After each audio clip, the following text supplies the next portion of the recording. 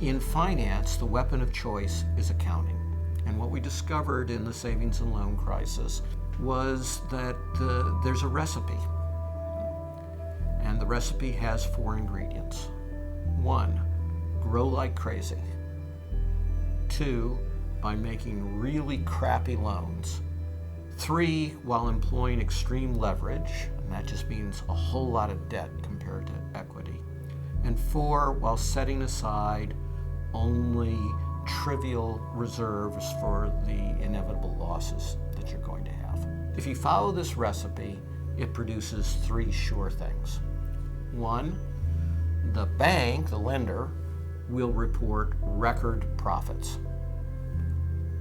They'll be fictional, but they'll report record profits. 2, under modern executive compensation, the CEO and the other senior folks will promptly be made wealthy. And 3, down the road, you're going to have catastrophic losses from all of this. Because if you think about it, that same recipe is a fabulous way of producing massive losses. And if a bunch of lenders do the same strategy, it's also the optimal way to hyperinflate a bubble. Because after all, what do you do as the bubble gets worse and worse?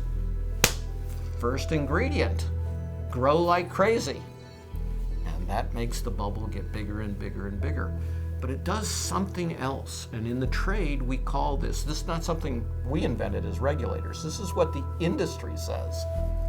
A rolling loan gathers no loss.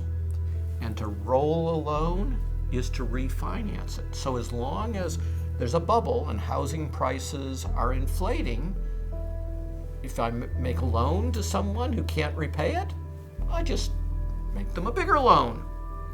And they can use the proceeds of that loan to pay off the last one. And as long as the bubble is hyperinflating, this works, which is why once the bubble stops inflating, you get this massive collapse in these circumstances.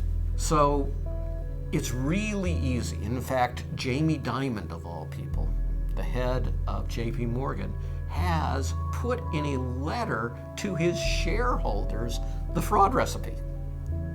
Now, he phrases it very slightly differently. He says that it's easy to create low-quality profits today and disastrous losses tomorrow by having lousy underwriting.